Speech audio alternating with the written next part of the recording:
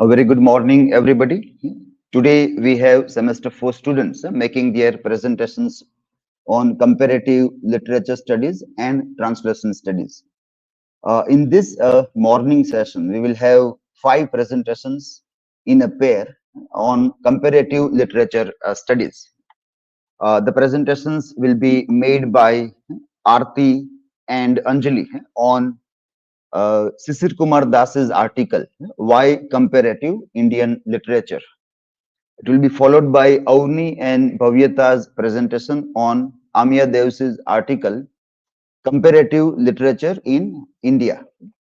The third one will be by Drashti and Gayatri, and they will make a presentation on Shubha Chakrabarti Das Gupta's article, Comparative Literature in India, an overview of its history. And the fourth one will be by Gopi and Hetal on Susan Besnet's article, What is Comparative Literature Today? The fifth and the final one in the morning session will be by Hina and Insiyafatema, and they will make it on Todd Presner's article, Comparative Literature in the Age of Digital Humanities. So let us start with the first one. Aarti and Anjali, you can come and start with your presentation.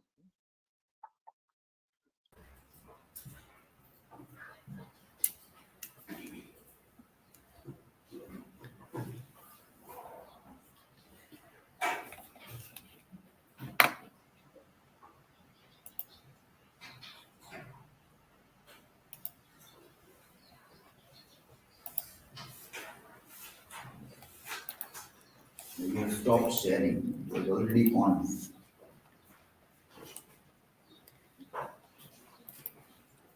Like you have to adjust camera also.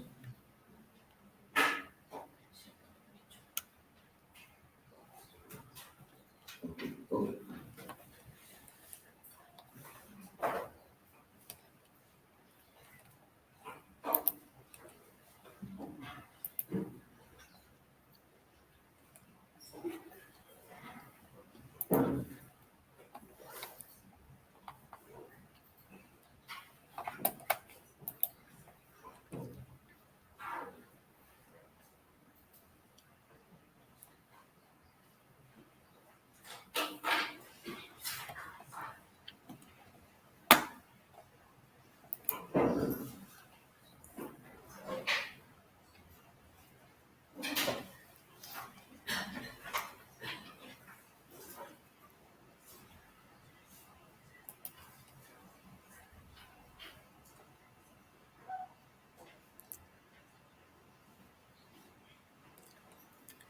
Hello, good morning to all of you.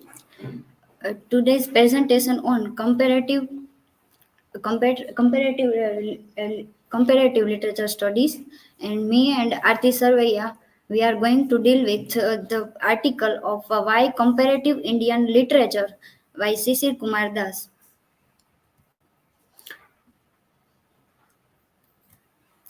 So, the comparative literature is a historical approach itself, is a world literature inserting Indian into comparative literature.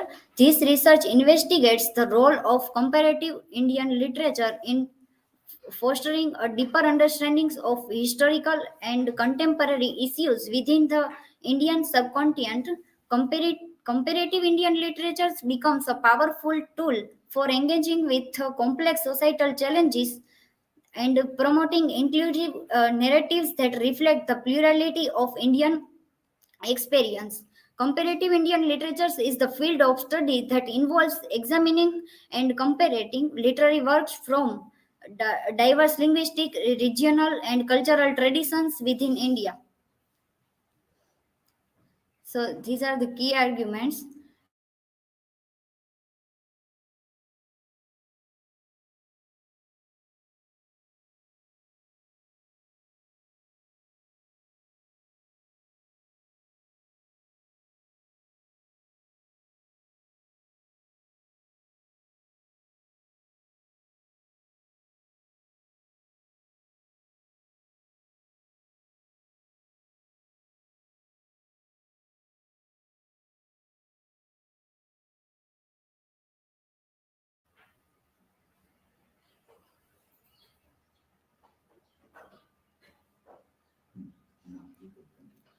So, Sisir Kumar is a pioneer in the comparative literature movement in India, and he lectured in various countries of Europe, including Spain, Greece, as well as in Japan, etc. He was serving president of the Comparative Literature Associations of India till his death. His two-volume History of Indian Literature, covering the period from 18th 1956, published by Sahitya Akademi in 1991 and 1995 respectively, is considered a path-breaking work, being the first ever attempt to write and integrate history of literatures produced in various Indian languages. Various schools of comparative literature. Comparative literature came into the practice in the field of academia. Comparative literature means world literature. It breaks the idea of national literature. German schools. Johann Gottfried von Herder compiled on the influence of poetry on the customs of people, which collected the folk songs from other ethnic groups, including German, British, Spanish, French, Italian, and Greek, was the first anthology of world literature. German people focused on thematology. French schools did influence study, and French scholars have made significant contributions to literary theory and comparative literature, like structuralism and post-structuralism, which emerged from French intellectual traditions, have had a profound impact on literary studies. French schools gave so much importance to what happened with the author and who influenced. Earlier started as influence study, but later on they modified it, named as reception study.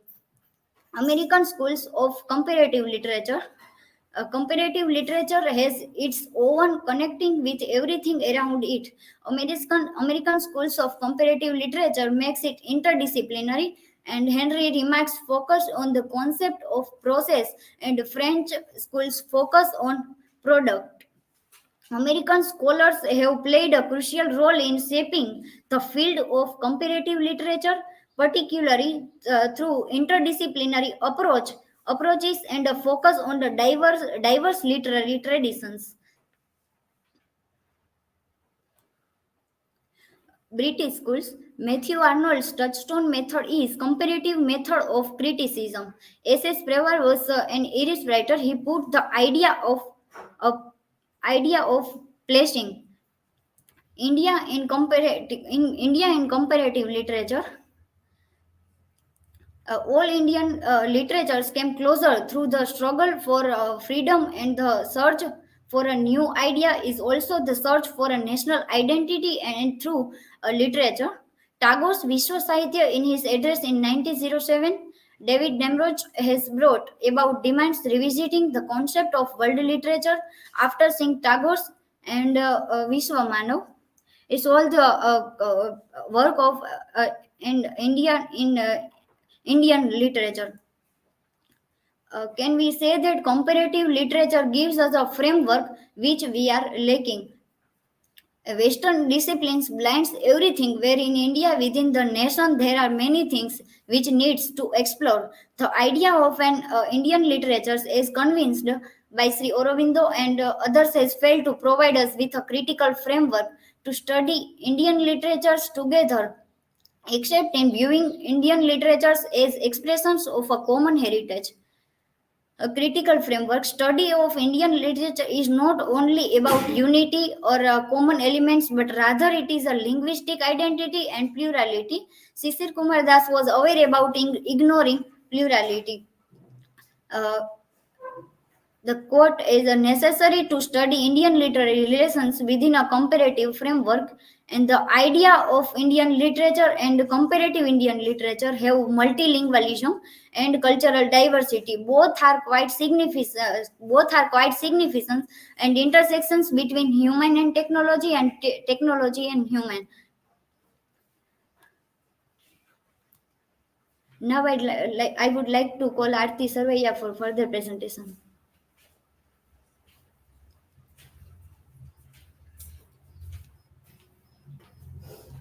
Hello everyone, I am Aarti Sarvaiya.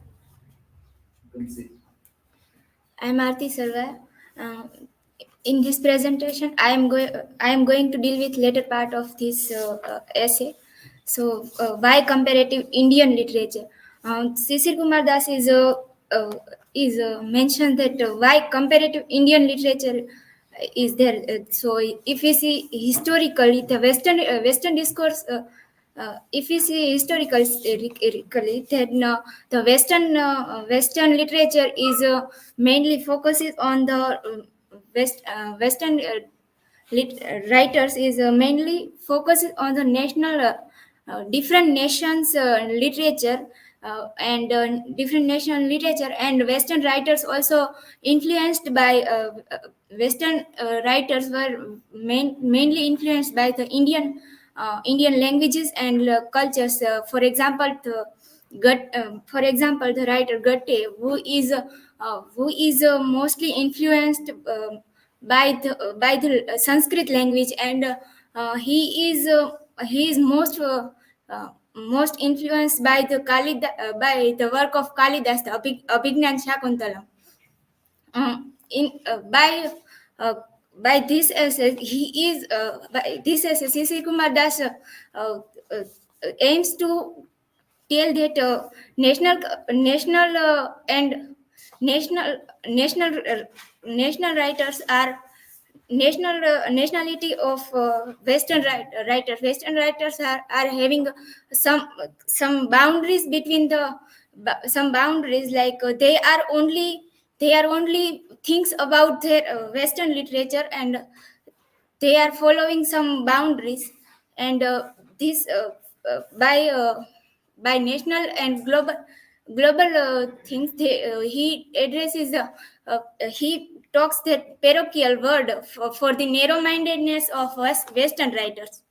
In India we are having different cultures, different religion, different languages. So we are having different languages and culture in one nation. So we are multilingual, and we are having a cultural diversity. The idea of an Indian literature emphasizes the underlying unity of themes and forms and attitude among the various literatures produced in different Indian languages during the last 3,000 years or so. This is partly a manifestation of Indian intellectuals and anxiousness to discover the essential thread of unity in our multilingual and multi-religious culture. We are having a multi-religion and um, multi-linguist, and so uh, we are having some cultural discourse also.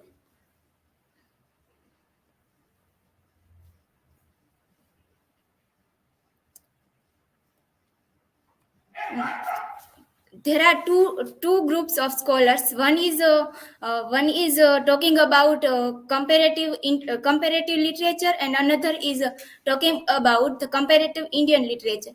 In the another group of scholar is talking about comparative Indian literature, obviously to add a new dimension to our literary studies, and probably to create a framework within which the relation between various Indian literature can be worked out.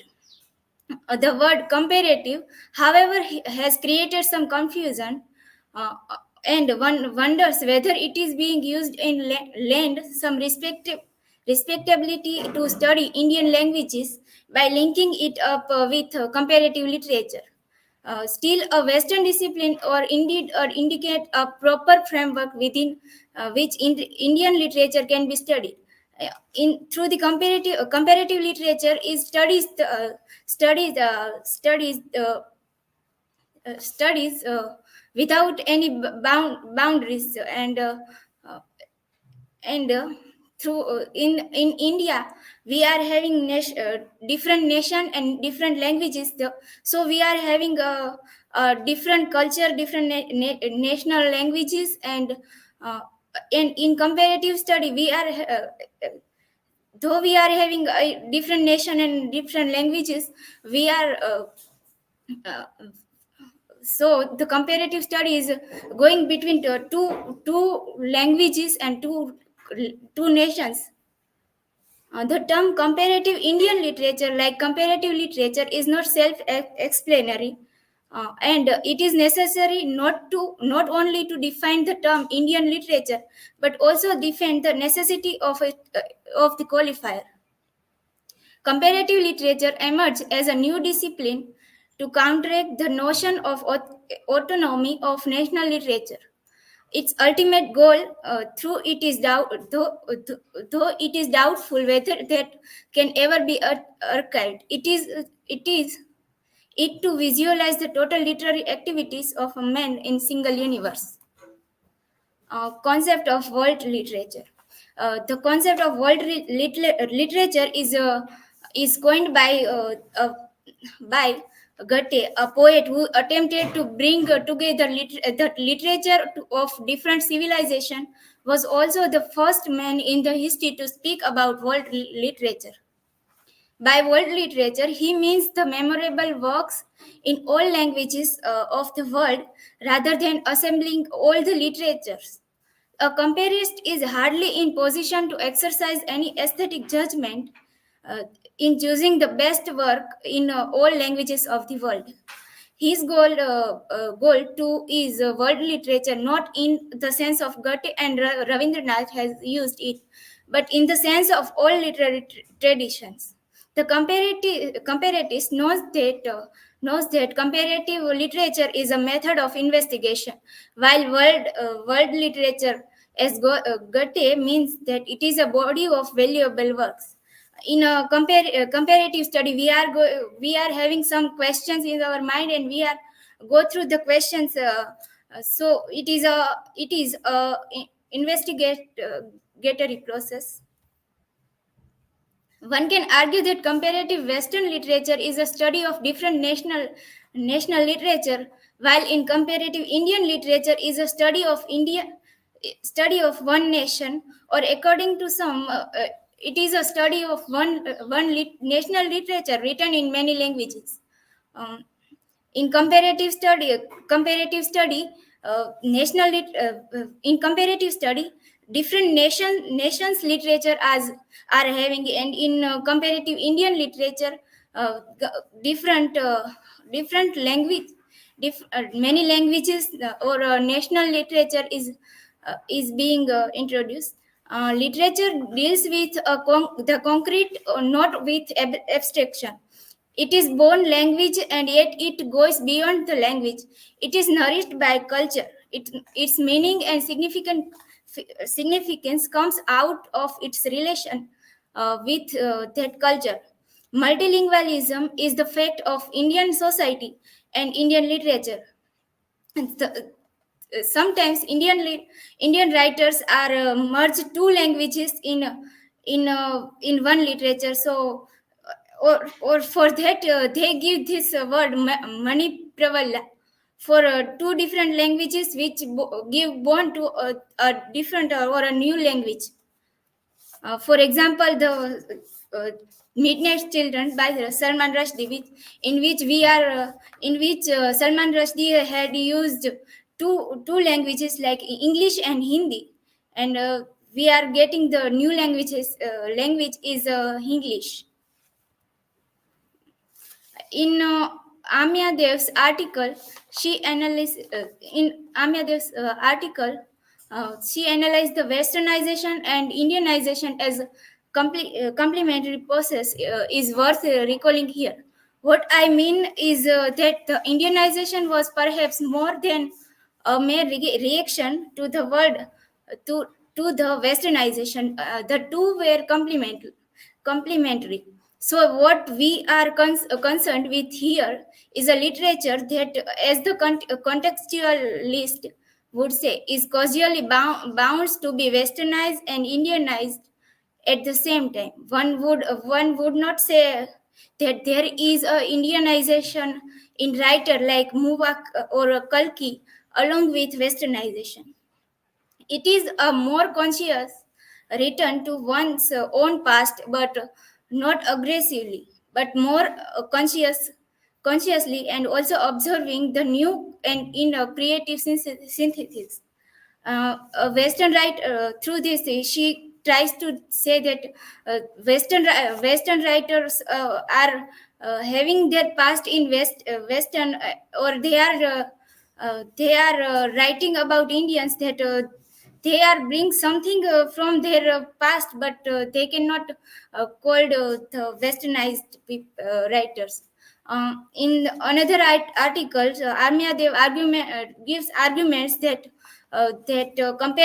comparison is a right reason for us, because one, we are multilingual, and two, we are third world. Um, we are multilingual. Indian people are multilingual because we are having multiple languages and cultures in one nation, and other is we are we are third world because we are having some restriction, psychological restriction in our nation. These are the references. Thank you. Now you can ask me a question.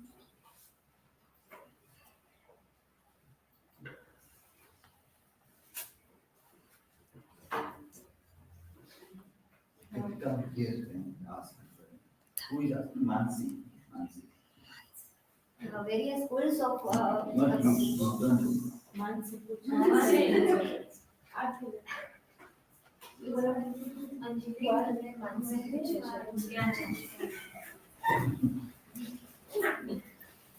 Anjali, my question is, what is a characteristic feature of American comparative literature in term of interdisciplinary approaches? the various schools of comparative Indian literature, in which American scholars who was integrate with literature, and he and its interdisciplinary approach, such as cultural studies and history.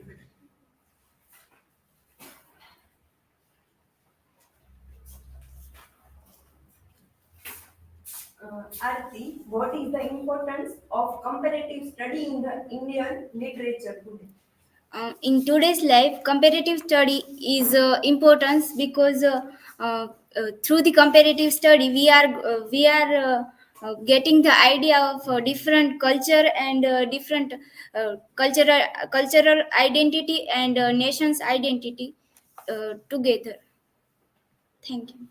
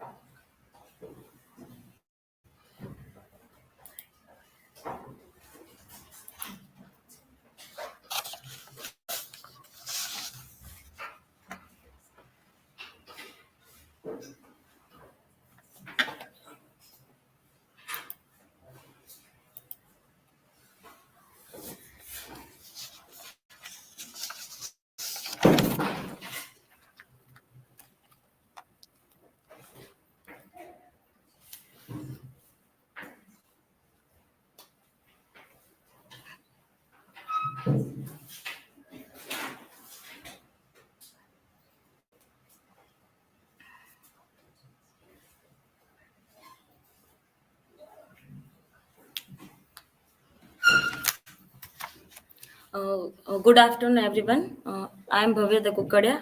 I and my friend Jani will present a presentation on comparative literature and culture, article by Amya Dev. So let's start.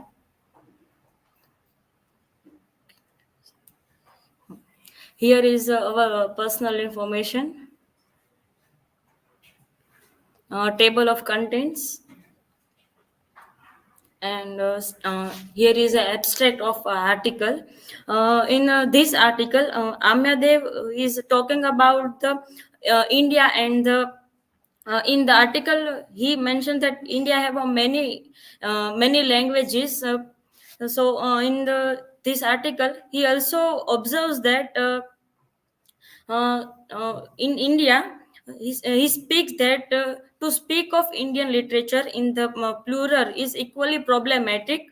Amyadev bases his discussion on the fact that India has many languages and literatures representing diversity.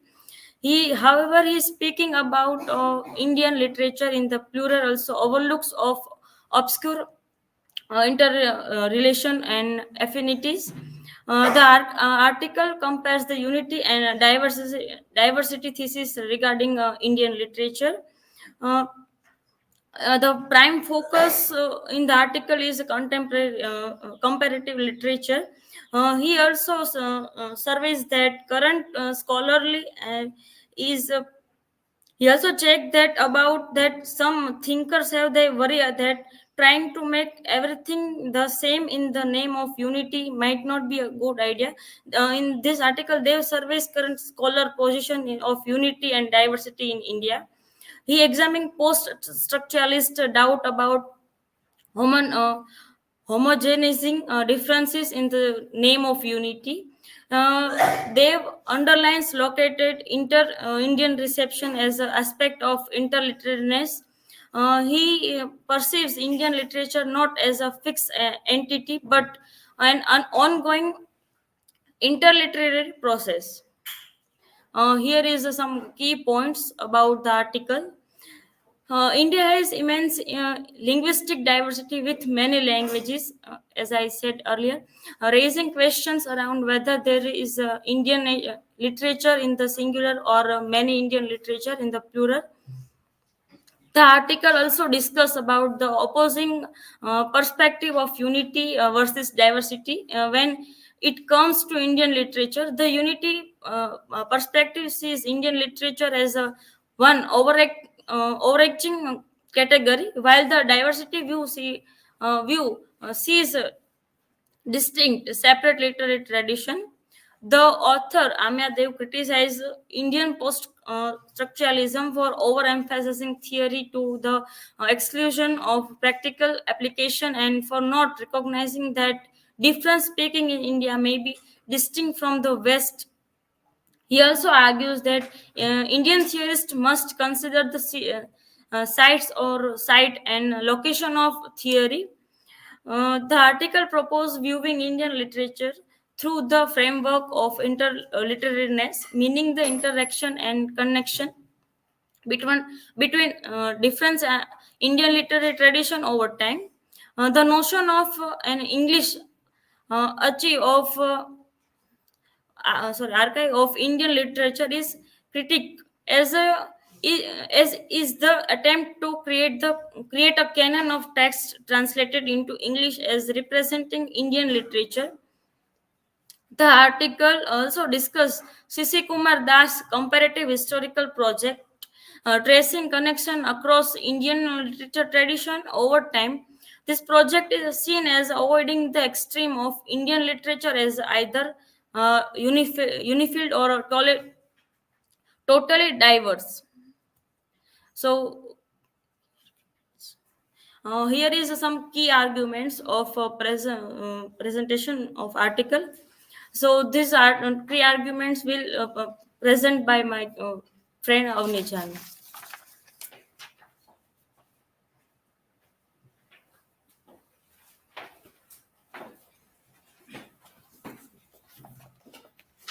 Very good noon to you all. I'm Avani Jani.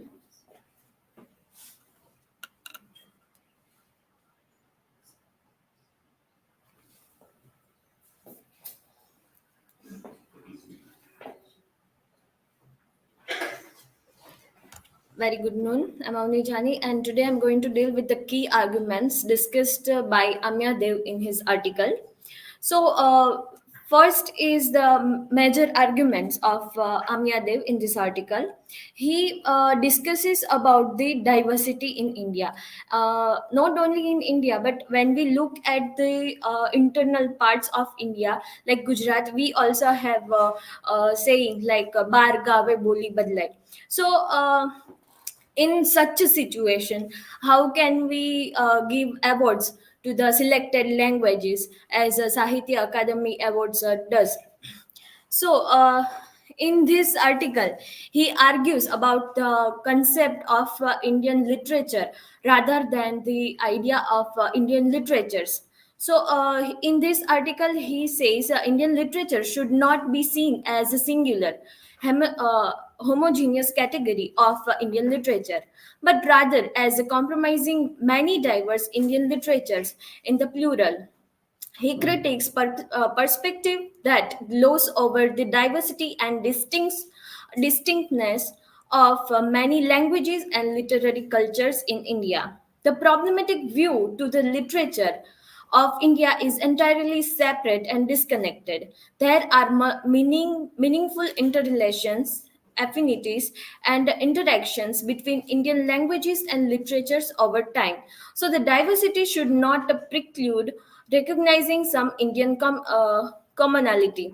In this article, Amyadev has taken many references to prove his argument, such as many scholars like Guru Bhagat Singh, Aziz Ahmad, and many more. So, in this article, he majorly discuss about the idea of Indian literatures rather than Indian literature, and he takes the argument of Guru Bhagat Singh.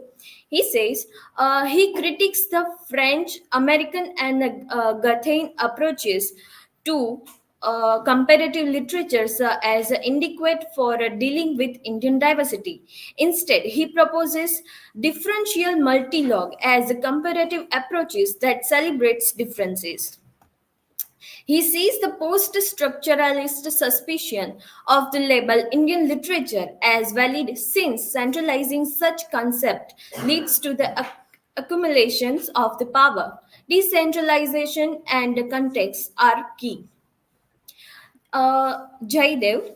Jaidev critiques contemporary Indian fictions for exhibiting trends of existentialist aestheticism as alternative.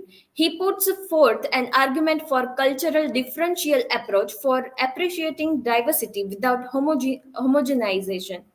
Jaidev argues against the 20th century overhaul towards narrative of a hegemony or fixed unity, undermining the fluidity of fluidity and multiplicities, sustaining the conception of Indian literature over centuries.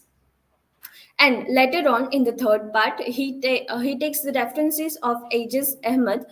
He states that while European and African literatures have some historical common denominators beyond just geography, Indianness in the Indian literature archive ultimately proves limited comprehend the differential literatures in the each of the 22 recognized languages. In this article, Amya Dev takes the references of the census and with the help of census and the talking about the Sahitya Academy Awards, that how it includes the languages that are very famous but not including the languages that are not very famous, and even we are not yet came to the that languages that we are totally unaware of that languages, and still we are totally ignoring that language as well, that literature also. With the references of a census, Amyadev talks about the hegemonist category of Indian literature and questions on the why Indian literature and why not Indian literatures. He discusses about the rejecting homogeneity of emphasizing interconnectedness, advocating the interreality approaches. Guru Bhagat Singh.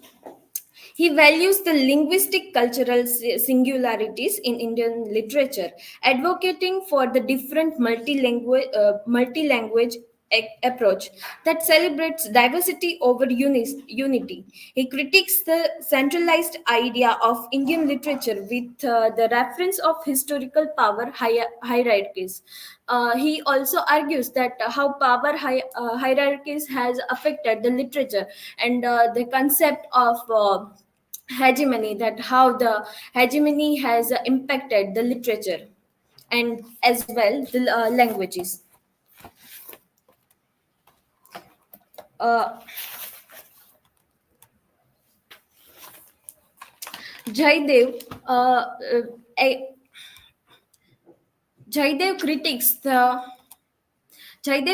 the contemporary Indian fiction for exhibiting the trends existentialist aestheticism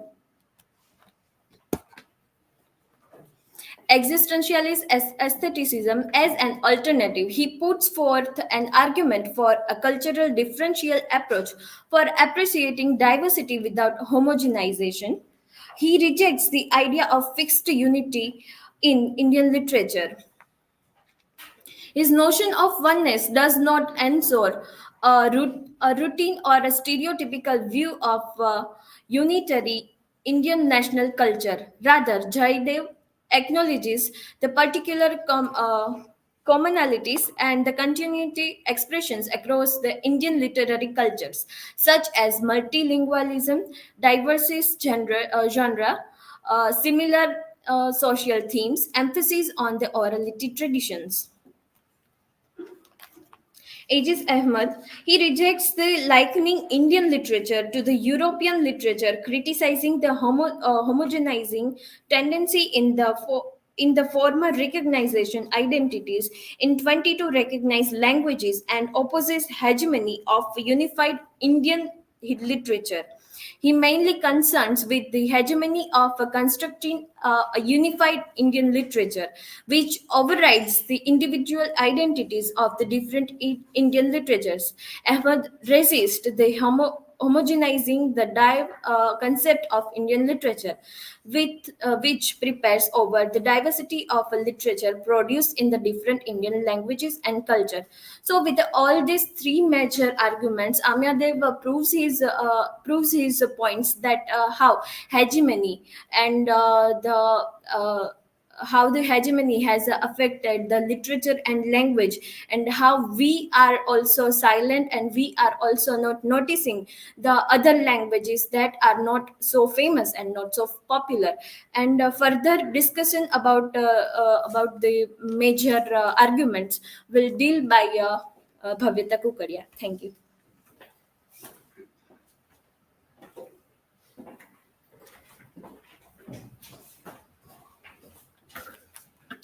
So here is some other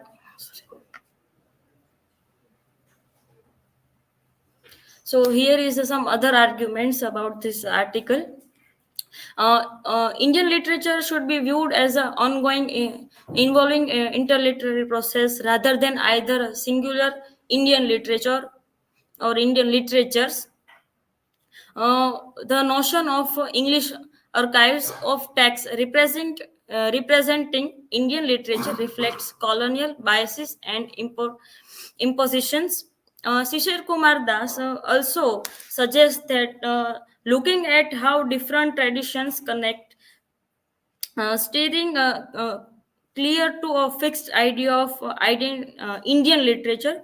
It's like a flowering river. How river is always changing the side of Indian literature should be seen as a fluid, dynamic process, always in the state of remaking itself, rather than any stable, fixed entity. Before making big theories, comparatists should understand that Indian complex literary works. He also said that the comparative literature framework allows recognizing both the diversity of Indian literature and their shared historical experience over time. So here is a conclusion to some of the article. The article explores different ideas about Indian literature. The article also suggests that thinking of it as in one big category or many separate ones has its problems. Instead, the author proposes seeing it as a continuous interaction among different literary traditions. Scholars like Guru Bhagat Singh, Jaidev, and Ejaz Ahmed argues against the simplifying Indian literature. They emphasize celebrating difference and resisting the concentration of power in labels like Indian literature. The article highlights the need to avoid fixed categories, promoting an understanding of Indian literature as an ever changing process. It also criticized biased approaches like the English archive and up, uploads balance models like CC Kumar Das project. In the end, the key takeaway is appreciate the complexity of Indian literature, value diverse voices, and understand its ongoing evolution. Embracing this complexity allows us to truly grasp the rich and dynamic nature of Indian literary traditions. Here is the references. Now you can ask me a question.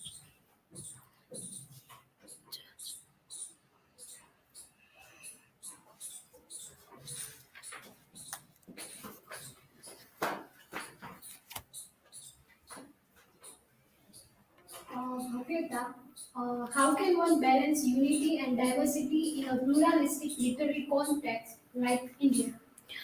In India, we have the many languages, unlike regional interior, and also connection and exchanges. Instead of forcing a single nation identity, we can recognize one nation or both diversity and linkages. The one approach is that to map the interactions, influence and movement across a region over time. The idea have traveled across languages while retaining a distinct idea identities. Identities. It is like Indian literature as a offering conversation between different regions, help us to appreciate both unity and also diversity. It is not just about unity and or diversity. It is a mix of the culture and mixing of unity and diversity. uh, it is like finding right balance and enjoying each and every language, and explore the uniqueness of the language of this Indian literature. The how Indian the perspective of this is how how Indian culture learn from each other languages. For example, we can say that some author take references to each and other languages to make a own work. So that's.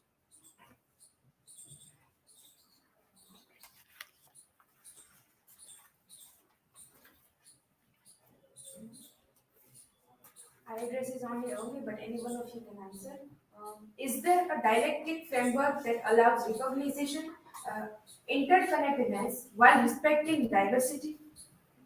uh, when we talk about Indian literature, so the very first idea may strike in our mind that how the India is a very different, that it has many culture, many religion, and as well, while talking about many religions and diversities in India, we come to know about the religious literature as well as many other literatures that are very different from each other. And in this diversity, we we can maintain each other's respect towards the literature is by the respecting the boundaries of each other, of each literature, and as well the erasing the idea of hegemony and supporting the idea of non-hegemonic ideas and the non-hegemonic ideas of the literature. And we shall respect each literature, and this is how one can see the uh, uh, Indian literatures, as Amya Dev has argued.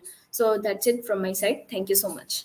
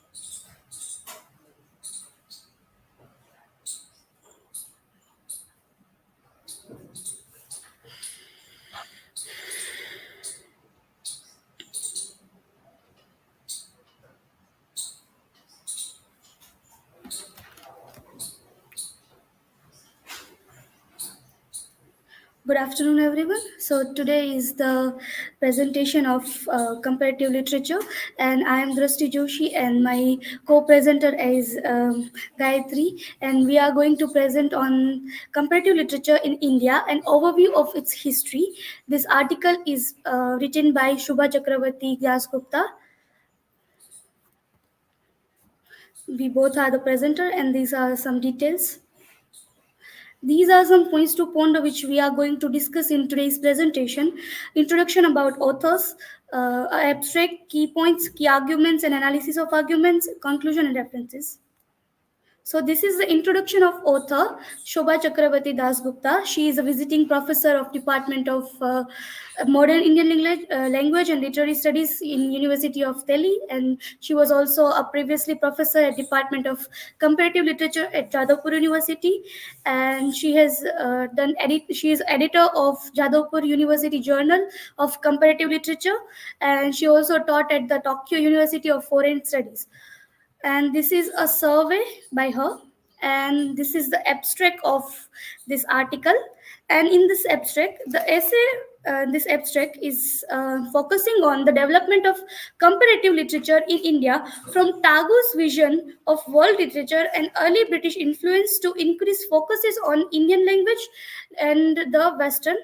And this is also a paradigm of approaches in comparative literature studies. In the last few years, comparative literature has taken on a new perspective, engaging with the different areas of culture and knowledge, particularly those related to marginalized space, along with the focuses on recovering new areas of non-hierarchical literary relationship. So this article focuses on multiple diversities of like cultural studies, this diaspora studies and other things as well. So these are some key points which discussed in article. Like the article provide an overview of a history and development of comparative literature as an academic discipline in India.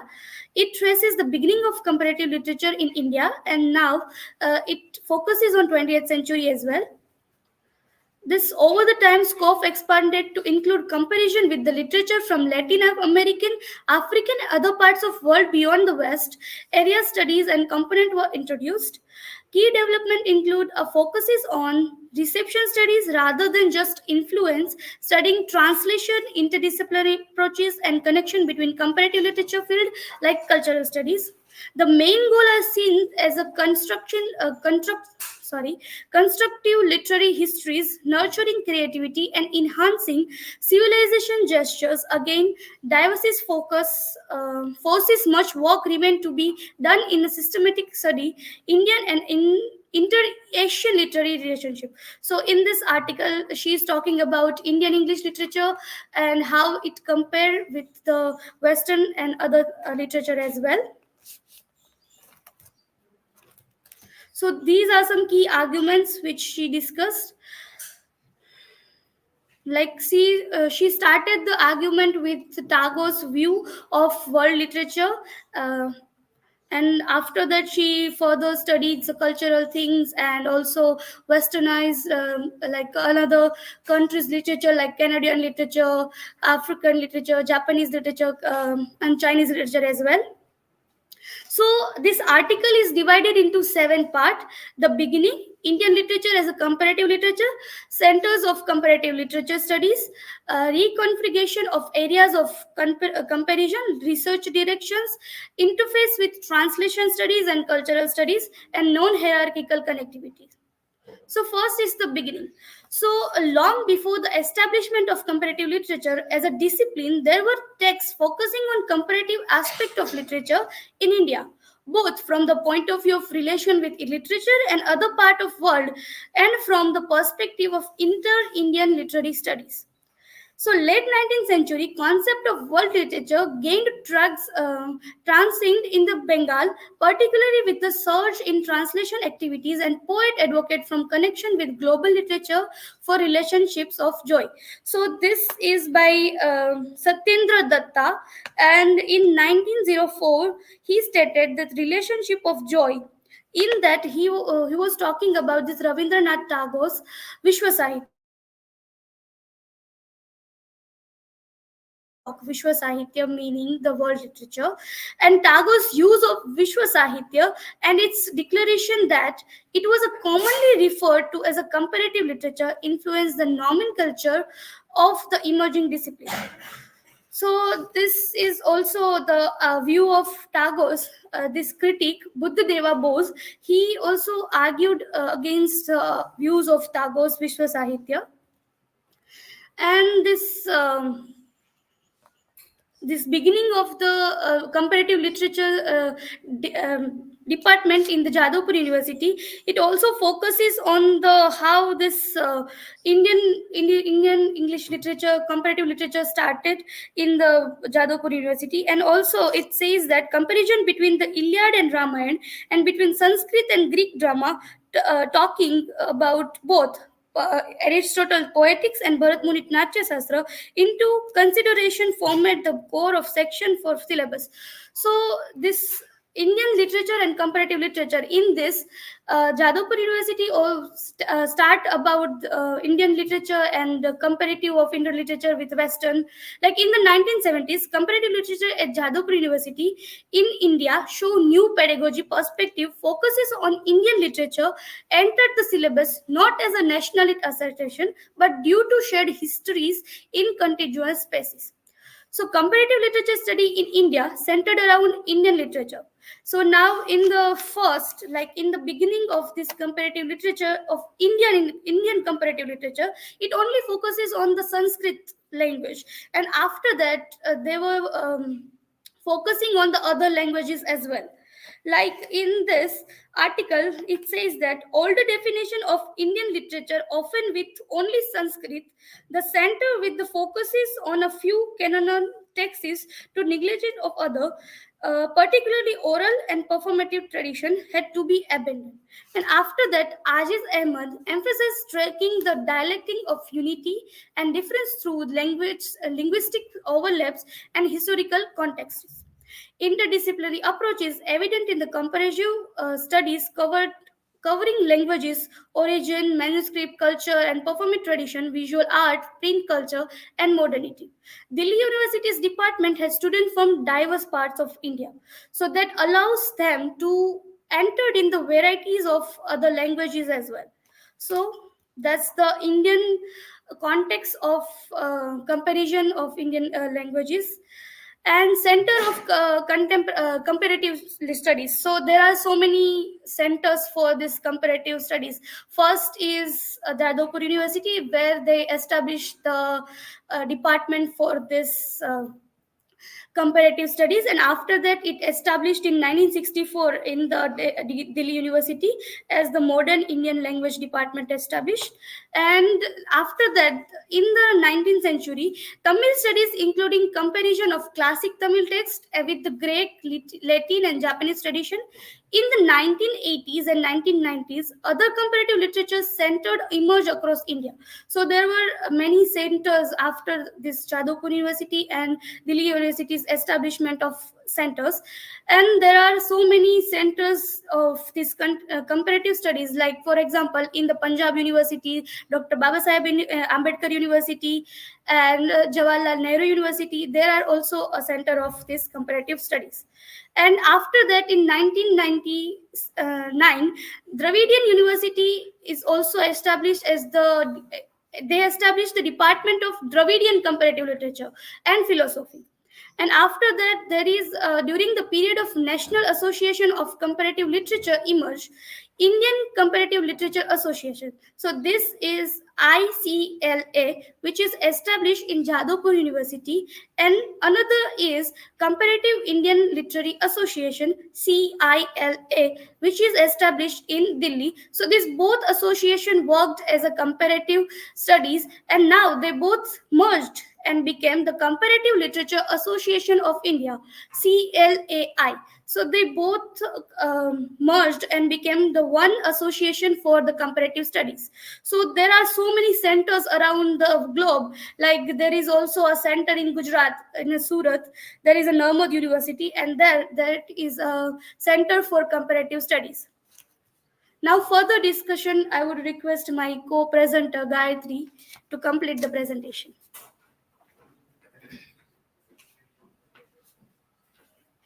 Hello everyone, I am Gayatri Nimavat. So let's move further. The fourth topic is reconfiguration of areas of comparison. It was started by Jadavpur University, and then there were many changes in comparative literature. In 1980s, Jadavpur University added Gabriel Garcia Marquez' 100 Years of Solitude, and then after Latin African and African literature to the syllabus. Then in 1990s, it introduced area studies on African, Latin American, and Canadian literature, and as well as in Bangladesh. Canadian studies led to a focus on oral traditions within the comparative literature space. Then Chinese and Japanese literature components were outlined with the current research scholars exploring these areas. An area studies module for Pakistani literature was introduced. Then in today time, the department host centers for African, Latin American, and Canadian studies, organizing research and seminars. The curriculum reflects a dynamic approach, embracing diverse global literary traditions.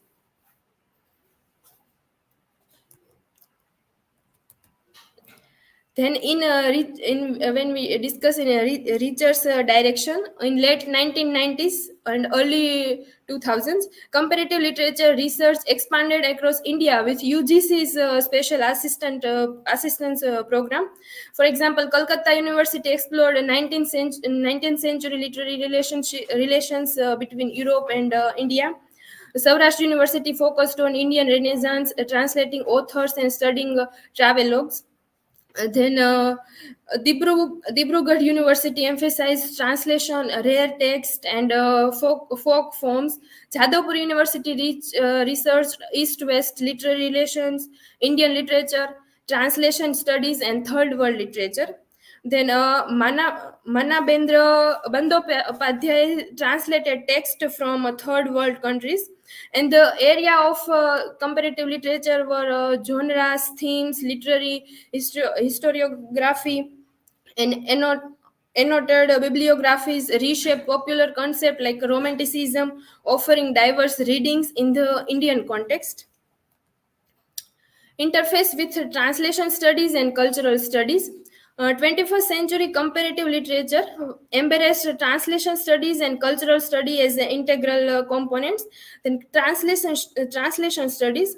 So Hyderabad University pioneered translation studies, and now a common focus in comparative literature departments. Translation seen as rewriting. Jadavpur University has a dedicated center for the translation of Indian literature. And when we talk about interdisciplinary approaches, Delhi University's course explores city and villages themes in Indian literature, delving into human habitat system, ecology, archaeological evidence, and accounts of travelers from different culture. Jadavpur University's performance course studies social behavior patterns through ritual and theater, viewing them in terms of separation and integration. And it also focuses on diaspora studies. Some new comparative literature centers established in recent universities engage in diaspora studies and non-hierarchical connectivity. Comparative literature isn't just about studying different literature, it's about connecting them in meaningful ways. Imagine it like exploring a vast landscape of story where each culture is a mountain peak with its own unique view. Studying comparative literature is like climbing between these peaks, discovering how ideas and themes flow between them, creating a richer understanding of both the individual culture and the larger human landscape. This connection isn't about judging who's better, it's about co construction. As Kumkum Sangari said in his article, co construction, sharing histories and building bridges through translation and understanding. We are still exploring this connection, uncovering new literary relationships, and rewriting histories that didn't just focus on single culture. In the end, it's about using literature to celebrate our differences and find common ground, fostering creativity and a more united world. So, in conclusion, comparative literature in India has come a long way from its early days of comparing Sanskrit epic to Greek classics. undergoing decolonization and embracing diverse voice. It now engages with marginalized perspective, inter-Asian dialogues, and the transformative role of translation. Today, it aims to reconstruct literary histories, nurture creativity, and promote inclusivity, contributing to a more connected world through a shared narratives. These are the references. Thank you. Now, if you have any question, then you can ask us.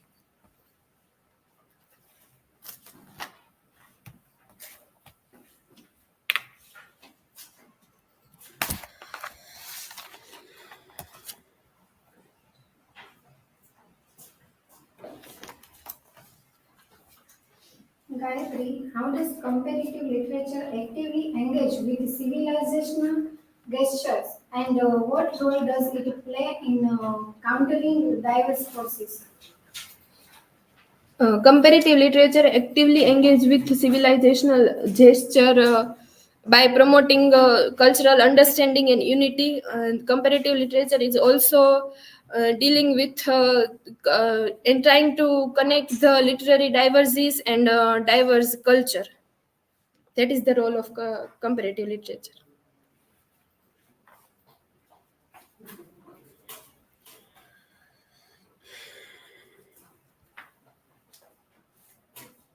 Drashti, what does a comparative approach enable in the study of Indian literature? Yes. So, in Indian context of comparative literature, they studied multilinguistic.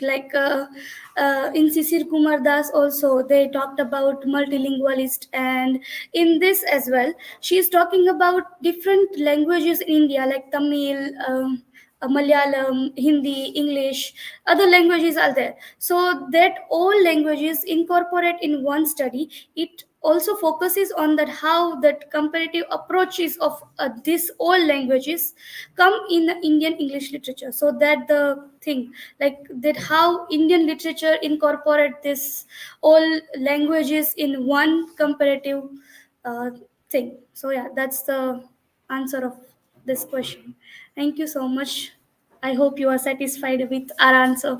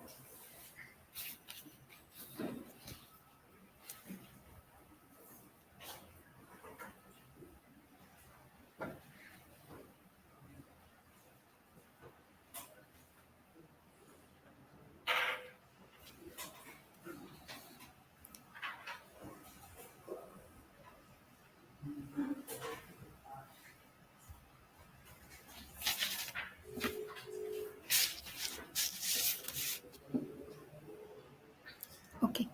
Good afternoon, everyone. I am Gopi Dervalia, and on the day of semester 4 presentation on comparative literature and translation studies, I and Hetal Pathak are going to give a presentation on Susan Besnet's book, Comparative Literature, A Critical Introduction, published in 1993.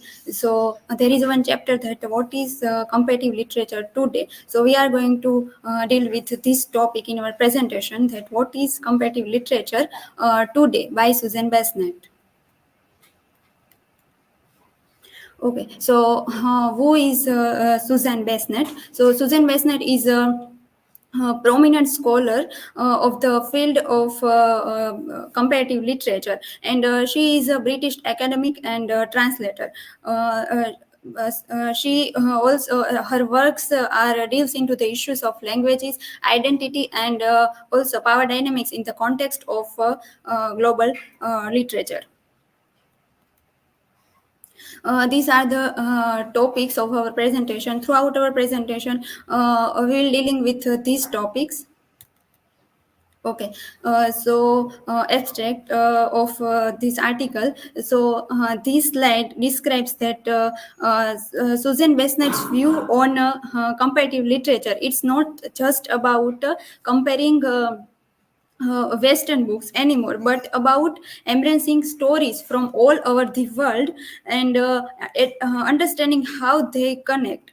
And in the 1990s, a new way of studying and reading literature emerged, and focusing on gender and how people uh, uh, uh, receive stories, etc. So Bestnet also thinks that digital tools can also help us research and share these stories in new ways. Okay, so these are the key points of Susan Bestnet's article. Uh, Comparative literature is not just about comparing things, but it's about understanding the interconnectedness of stories and cultures. So in short, comparative literature means celebrating connections between stories from different cultures and times, and enriching our understanding of the world through the literature. Okay, so these are the key arguments of the article written by Susan Besnet. So, interdisciplinarity and connection beyond national and world literature, textual focus and comparison as methodology, accessibility and reader engagement, a dynamic and evolving field. So, these two slides are describes that. Bestnet's article underscored the essence of comparative literature by emphasizing its focus on understanding the relationships and connections between diverse literature of the world, and unlike a national literature that centers on a single nation's output, while comparative literature explores the cross-cultural exchange of ideas and themes. Okay, so furthermore, Susan Besnett also highlights the dynamic nature of the field, like emerging technologies and the reality of the global societies. Okay, so these are the analysis of Susan Besnett arguments by Susan Besnett. So, comparative literature, as described by Susan Besnett, involves studying text across different cultures, emphasizing its interdisciplinarity, nature, and focus on cultures, emphasizing its interdisciplinarity on connections in its connection in literature across time and space.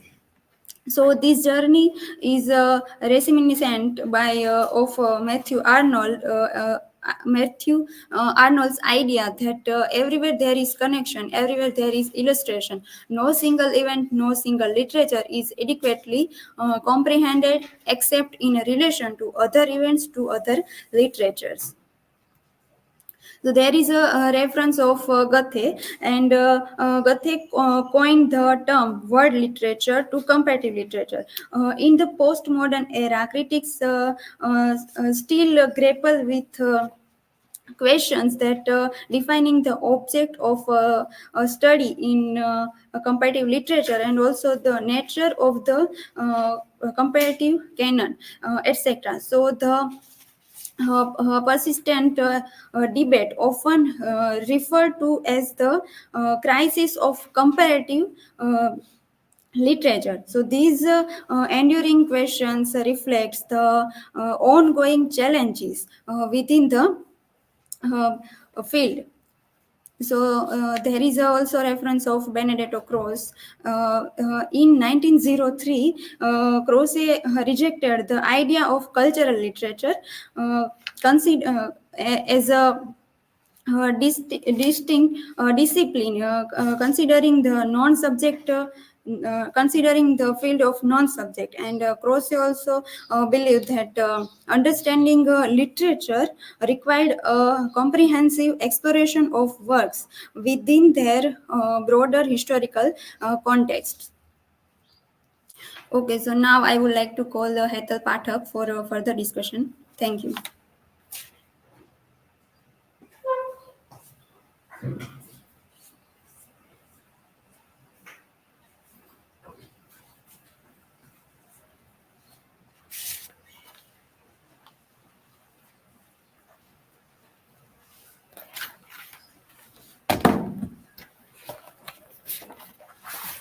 Okay, very good noon to you all. And now I am continuing with Susan Besnet's article, What is Comparative Literature Today and How It Came into Being. So basically, this article is about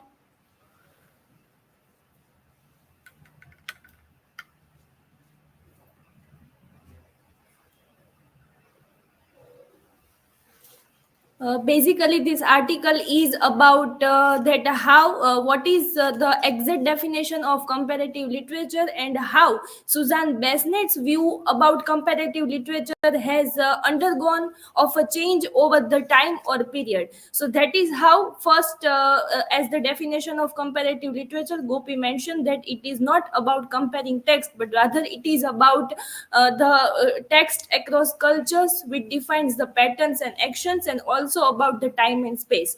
And while we are discussing about the comparative literature, we can say that people often come to study comparative literature from different paths and from different perspective, as some wants to explore beyond the limits of a single text, while other wants to explore while others are intrigued by the similarities between text or authors from different cultures. For example, when we read any books, we often encounter the references from different authors and works from two different cultures, and that is why it may lead to the national curiosity and the interest in the field of comparative literature.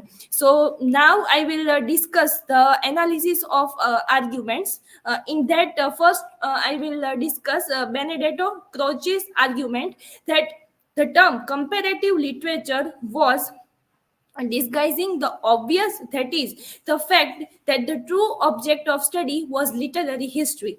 Considering the pronouncements of comparative literature made by scholars such as Max Koch, founder and editor of the two German comparative journals, Benedetto Croce claimed that he could not distinguish between literary history pure and simple comparative literary history. So basically, Benedetto Croce is a scholar from 1903, and according to him, he argued that comparative literature was not a separate discipline, and the object of a study should be literary history rather than comparative literature. And he says that it is about it is more about literary history rather than putting emphasis on comparative literature, and how people are narrow-minded in their own experiences. So that is the argument made by Benedetto Croce. But other scholars made grandiose claims that for comparative literature, Charles Mills Gale, one of the founders of North American comparative literature, proclaimed in the same year as Croce's attack that the working premise of the student of comparative literature was literature as a distinct and integral medium of thought, a common institutional expression of humanity, differentiated, to be sure, by the social conditions of the individual, by the racial, historical, cultural, and linguistic influences, opportunities, and restrictions, but irrespective of age or guise, prompted by the common needs and aspirations of man, sprung from common faculties, psychological and physiological, and obeying common laws of material and mode of the individual and social humanity. So that is how another scholar is a professor, Charles Miss Gale, and he argued that comparative literature is more about which transcends the boundaries of history, culture, and thought. And through literature, people can share and explore the thoughts from different cultures. Remarkably, similar sentiments to those expressed in 1974 by Francois Jost when he claimed that national literature cannot constitute an intelligible field of study because of its arbitrarily limited perspective, that comparative literature represents more than an academic discipline. It is an overall view of literature, of the world of letters, a humanistic ecology, a literature, a vision of the cultural universe, inclusive and comprehensive. So that is the argument made by him. And he is the French author, and he says that how comparative literature represents something which is more than an academic discipline. Yet, even as the process was underway in the West, comparative literature began to gain ground in the rest of the world. New programs in comparative literature began to emerge in China, in Taiwan, in Japan, and other Asian countries, based, however, not on only ideal of universalism, but on the very aspect of literary study that many Western comparists had sought to deny the specificity of national literatures, as Swapan Majumdar puts it. It is because of this predilection for national literature, much deplored by the Anglo-American critics as a methodology, that comparative literature has struck roots in the third world nations and in India particular. So that is how Swapan Majmudar says that all have root in one tradition, and what you say is national boundaries is not actually national boundaries. So that is how he proves her point with saying that the emergence of comparative literature in the third world countries. Further, Homi Bhabha sums up the new emphasis in an essay discussing the ambivalence of post-colonial culture, suggesting that instead of cross-referencing, there is an effective, productive cross-cutting across the sides of social significance that erases the dialectical, disciplinary sense of cultural references and relevance. So, Homi K. Bhabha is a post-colonial critic, and that is how he make his point in the field of comparative studies. Wole Soyinka and a whole range of African critics have exposed the pervasive influence of Hegel, who argued that African culture was weak in contrast to what he claimed were higher, more developed cultures, and who effectively denied Africa a history. James Sneed, in an essay attacking Hegel, points out that the outstanding fact of late 20th century European culture is its ongoing reconciliation with black culture. The mystery may be that it took so long to discern the elements of black culture already there in latent form, and to realize that the separation between the cultures was perhaps all along not one of nature but one of force. So through this point we can understand that everyone, majority believed that African culture was weak in contrast to what he claimed. But Wole Soyinka makes his point clear by putting the point that it is not like that. African culture was weak, but perhaps all along not one of nature but one of force. Another critic, Terry Eagleton, has argued that literature, in the meaning of the word we have inherited, is an ideology, and he discusses the way in which the emergence of English language as an academic subject in the 19th century had quite clear political implications.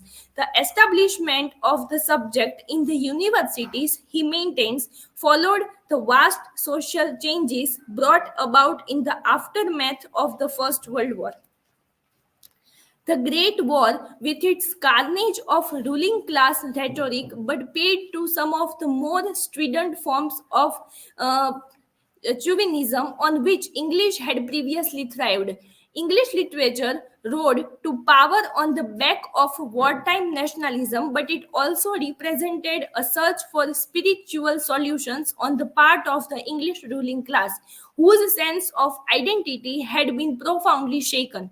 Literature would be at once solace and reformation, a familiar ground on which Englishmen could regroup both to explore and to find some alternative to the nightmare of history. So, with this point made by Terry Eagleton,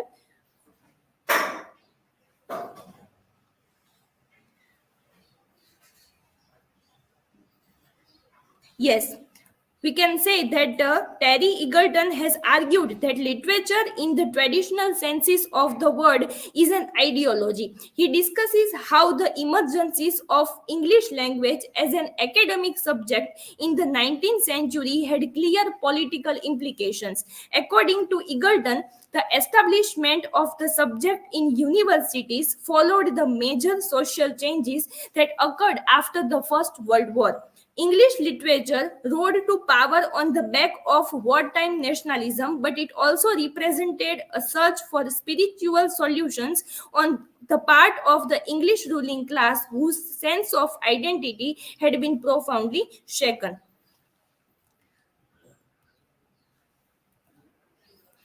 Ganesh Devya's argument that comparative literature in India coincides with the rise of modern Indian nationalism is important because it serves to remind us of the origins of the term comparative literature in Europe, a term that first appeared in an age of national struggles when new boundaries were being erected and the whole question of national culture and national identity was under discussion throughout Europe and the expanding United States of America.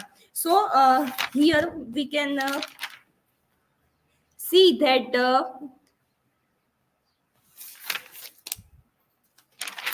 yes, Ganesh Devya has adding something in comparative literature with the help of nationalism. David Damrosch published his book What is World Literature, in which he not only emphasizes the intervention of comparative literature but also elaborates the unique role played by the translation, as Gopi mentioned in the earlier slides. The translation is another important key theme in this article by Susan Besnet, and translation and comparative literature are going parallel or side by side. According to Gayatri Chakravarti Spivak, comparative literature and area studies can work together in the fostering not only of national literatures of the global south but also of the writing. China Academic Journal Electronic Publishing House countless indigenous languages in the world that are programmed to vanish when the maps were made, then there is nothing necessarily new about the comparative literature. Nonetheless, I must acknowledge that the times determine how the necessary vision of comparativity will play out. Comparative literature must always cross borders. So that is the point made by Gayatri Chakravarti Spivak, that comparative literature always must cross the borders. And in the introduction also we have seen that comparative literature is something which is which is about the cross cultural texts, and it studies the patterns and actions. Okay, towards the conclusion, comparative literature is not a single discipline but rather a complex and contested field. There are many different ways to define comparative literature, and the field has been influenced by a variety of different theoretical and methodological approaches. Comparative literature has a long and rich history dating back to the early 19th century. In the 20th century, comparative literature became more focused on the study of literary texts from different cultures, and it also began to incorporate insights from other disciplines such as anthropology, sociology, linguistics, and as well as we can connect it with gender study, media studies, film studies, and many others. In recent years, comparative literature has been influenced by post-structuralist and post-colonial theory, which has led to a greater focus on the politics of representation and the role of literature in the construction of cultural identity. Comparative literature is now more diverse and open-ended than ever before, and it has the potential to provide new insights into the world around us. These are the references that we have used in the presentation, and yes, now you can ask me questions.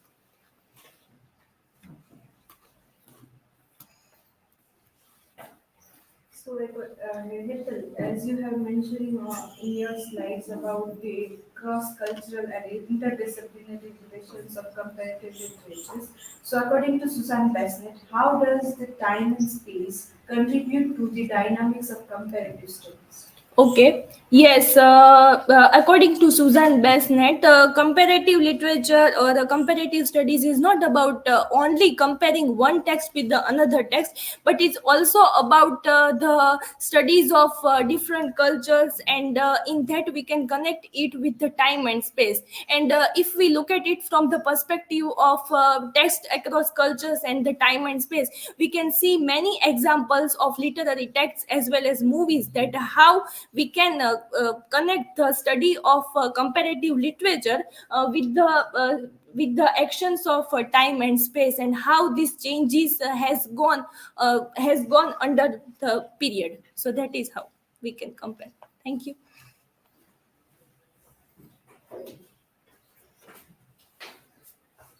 Gopi, what challenges and opportunities does a BaseNet discuss in relations to comparative literature today?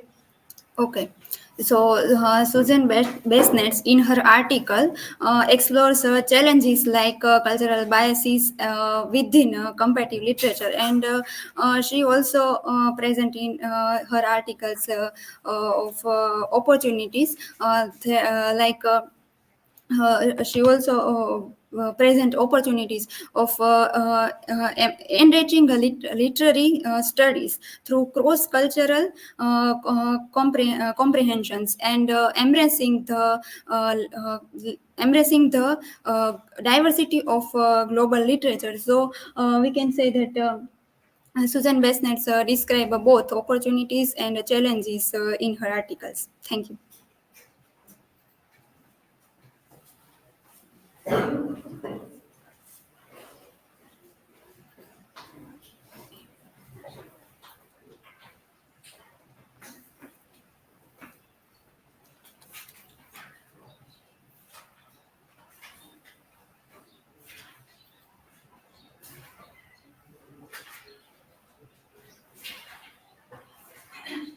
Just the camera also.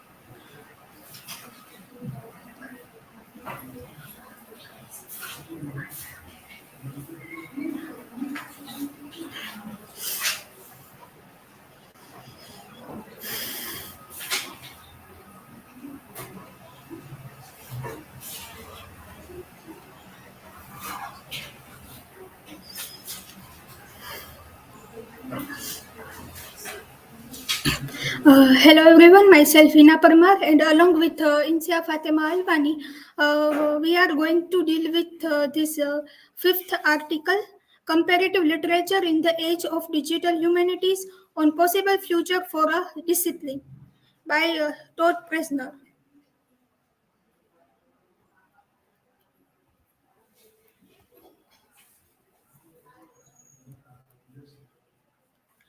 This is our academic information, table of contents, abstract. So for the past 500 years of for the past 500 years, the way people communicate and understand the world has been shaped by printing press and technologies. Printing press played a vital role for growth of mass media, and printing press is the a thing which important to understand and learning new things. And we are in the age of we are in the important movement of history, and similar way when the printing press invented, and the discovery of new world happened. And printing press also leads many important movements such as enlightenment and reformation of the world. When and the printing press revolutionized communication, literacy, and knowledge, paving the way for the Reformation, Enlightenment, Humanism, and the emergence of mass media. Both the influence of print and the discovery of the new world rely on networking technologies. Those not only facilitate the spread of knowledge into different cultures and social realm, but also connected previously separated people, nations, cultures, and languages. And when we look at those when we look at history, technologies and printing press played a vital role, and we need a broad perspective that encompasses ciphering and exploration, the establishment and expansion of railways, the evolution of the global postal system, the invention of the electric telegraph, the standardization of the world time, the era of colonization, extensive exploitation of nature resources, urban electrification, the growth of highways and the car culture, the ascent of transnational finance and technology, conglomerate. Conglomerates, and the emergence of new media like radio, film, and television. All those discoveries and technologies are happening the last 500 time. Here is some key points. Uh, we are in a we are in a major transitional moment in history due to new communication technologies like the internet and digital media. This is transforming society, culture, economics, and education profoundly. Those technologies have a dialectic and those technologies are also one of the reason of violence and other many things. And humanist must engage more deeply with digital culture, production, access, and ownership. And if new technologies are dominated by corporate interest, how will our cultural legacy be rendered in a new media? This is the one of the question, and we need to understand the specificity of digital media and how it transform and a concept like literature and culture, which owe much to the history of writing and inspiration practices. And this article argues for three complementary future of comparative literature. First is comparative media studies, then comparative data studies, and comparative authorship and platform studies. And also models like Wikipedia provide an example of open collaborative knowledge generation that institutions of higher learning should consider emulating. And this is some of the main key points which involve in this article. And this article also involves some of important arguments. First argument is that the changes brought about by new communication technologies as are profound and sweeping as the invention of print and the discovery of the new world. We are in a major transitional moment in history. Those technologies have both liberatory potential through the democratizing information, but also a dangerous capacity for control and violence. There is an interscapal dialectical tension there, and humanists must involve themselves in debate about digital culture and technology to ensure corporate interests do not dominate those spaces and our cultural legacy. We need new critical methods and conceptual understanding to grapple with digital text and culture, with which transform assumptions about meditation, authorship, and discover many things. And here is some of the writer who put their thoughts in this article. Uh, Nicholas Negrofonte, in his work Being Digital, he optimistically predicted the transformative impact of technologies like mobile phone and social networking. And he also won for the misuse and violence occur because of mobile phones and social networking. And for an example, like radio and railways, many violence and genocide occur in radio and railways. And he depicted entire belief in their liberating effects. And Paul Gilroy analysis in his study of the fatal junction of the concept of nationality with the concept of culture, and along with Black Atlantic voyages of discovery, enlightenment, and progress also meant and at every moment voyages of conquest, enslavement, and destruction. As we contemplate the future of comparative literature in the 21st century, inspired by literary scholar Anne Catherine Hales, the challenge is to awaken from the sleep index induced by 5 centuries of print dominance. Similar to Walter Benjamin's approach in the Atlantic Project, is it crucial to question both the media and methodologies used in studying literature, culture, and society? And what is digital humanities in comparative literature? So, digital humanities is a umbrella term and it involves several studies.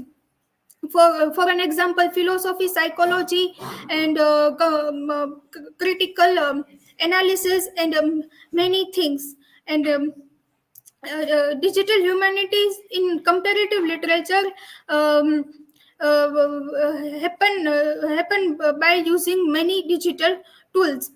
Digital humanities is a broad term encompassing interdisciplinary practices that involve creating, applying, interpreting, and question various information technologies, both old and new. Those practices found across different university fields go beyond the traditional humanities discipline, influencing how humanistic knowledge connects with communities beyond the academic setting.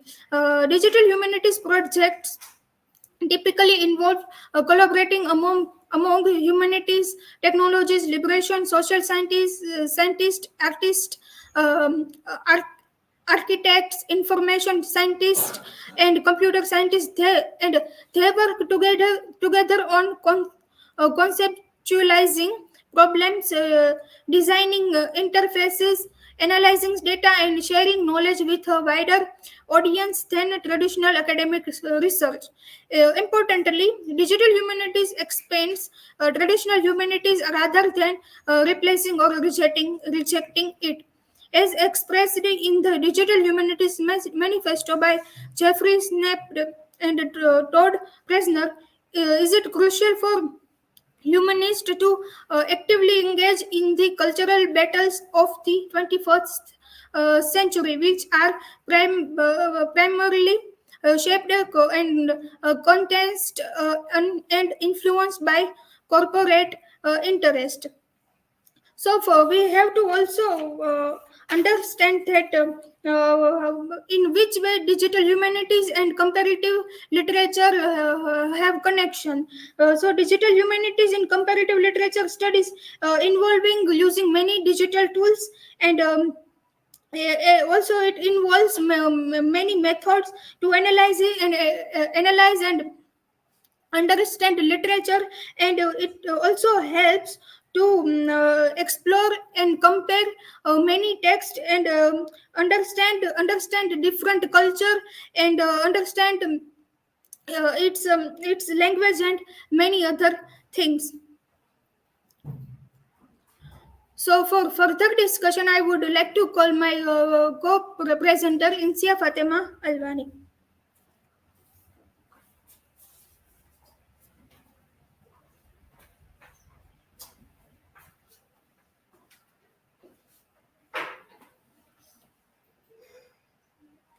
Good afternoon to all of you. So, further discussed in this article, author talks about comparative literature and digital humanities. So, how comparative literature is connected with digital humanities and how it helps to explore the world literature, and comparative literature, how help digital humanities for exploring this era. Let's discuss comparative media studies. Digital media inherently embody hypermedia and hypertext. This term is coined in 1965 by media theorist Theodore Nelson, who envisioned the conceptual framework for the World Wide Web. According to Nelson, hypertext is a fundamental element in this context, body of written or pictorial material interconnected in such a complex way that it could not conveniently be presented or represented on paper. Such a system could grow indefinitely, gradually including more and more of the world retains knowledge. So, website is not only about text; it's about image, videos, and many other things also. Comparative media studies suggest that scholarly output is not exclusively unimodal and may not be textual.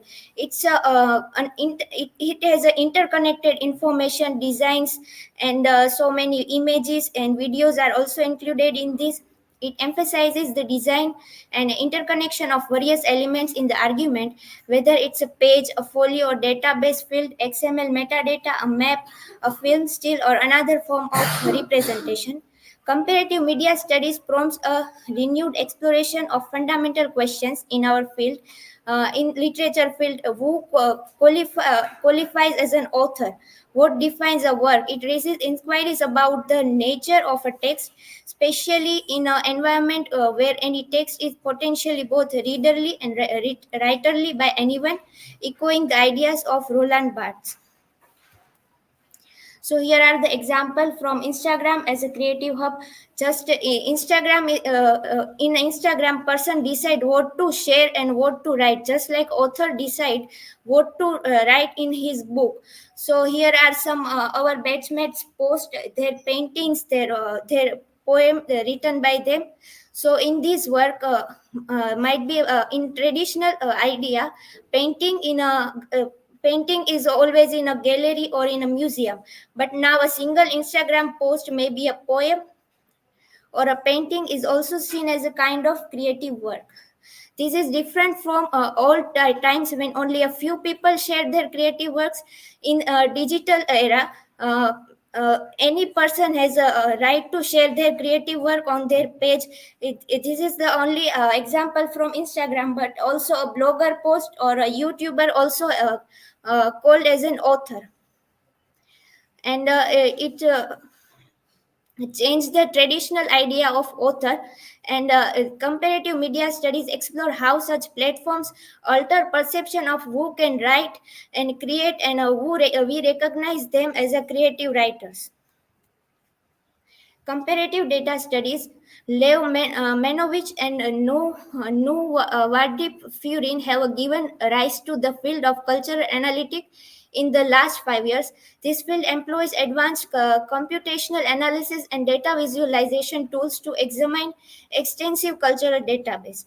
Comparative database studies allows us to the computational tools of cultural analytics to enhance literary scholarship precisely by creating models, visualization maps, and semantic web of data that are simply too large or to read or comprehend using unaided human faculties.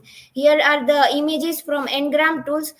Here we can see that I search a word India and it shows the chart how many times in English literature word India is used. And another image is about Albert Einstein, Sherlock Holmes, and Frankenstein. So this describes from 1800 century to 2019. These works are famous. How many works are famous? And German MC Gnen contains in his analysis of region textuality that the distinctions between the codex and electronic version of the Oxford English Dictionary showcase the electronic OED as a meta book, consuming and recognizing all that the codex OED offers as a higher level.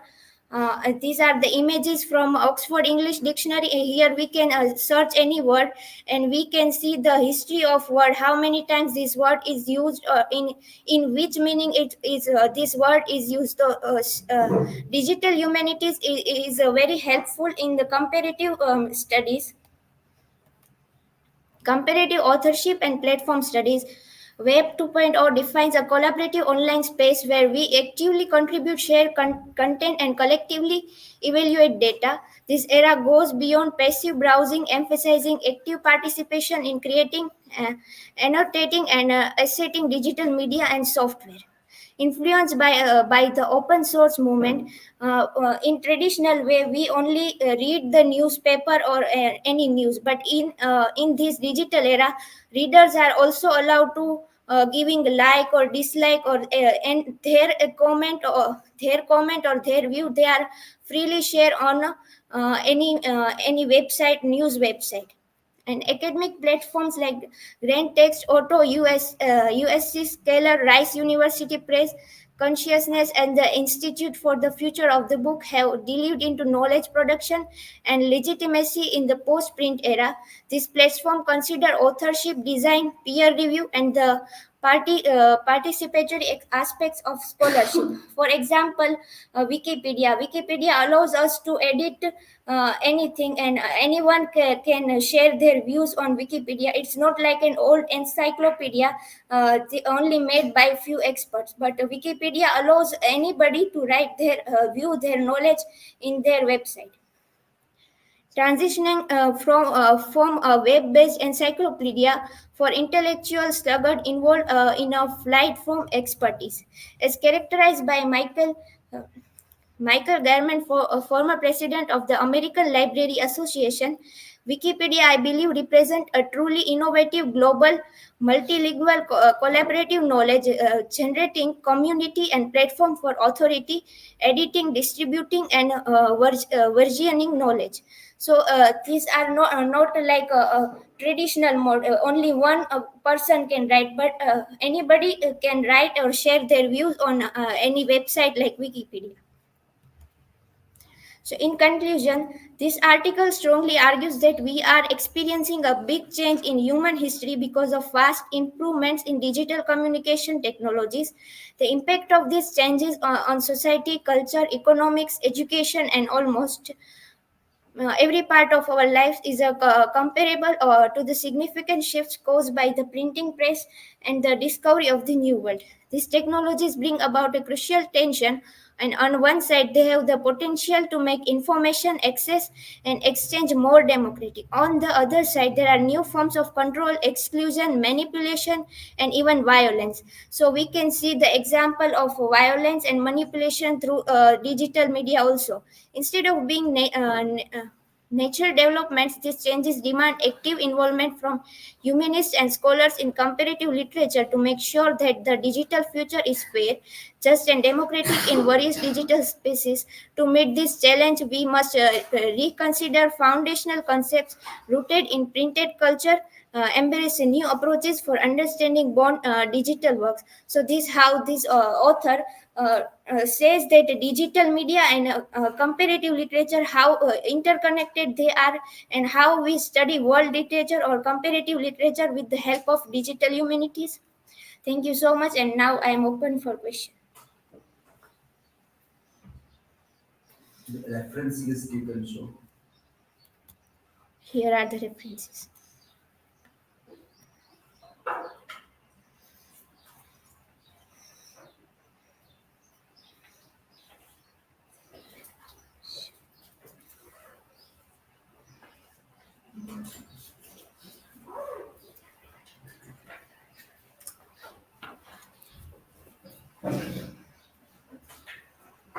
Sir, I have asked another question.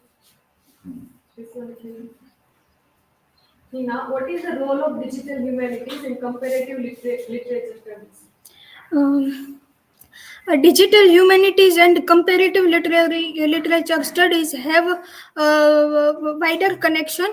In digital humanities and comparative literature study using various tools and analyze by various methods, and many researchers have explored and analyze their research by using different tools and different methods by their own ways, and and it also affect also give important effect in their research and in their studies.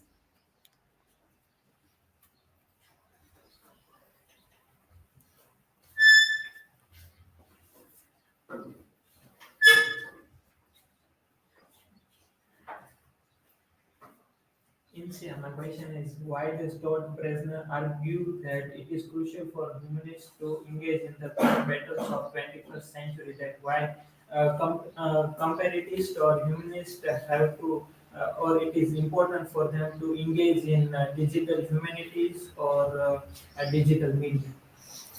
So, study comparative literature in a traditional mode is a challenge. It has many challenges, but through the digital media, we can easily study any literature, or we can here we see that example of Ngram books, how the charts and also the words, how we easily described everything on digital media, and it's digital media is also helpful for reading and interconnecting things and analyzing things very easily. So it is very important to comparatives to use digital humanities and current changes in their work. Thank you.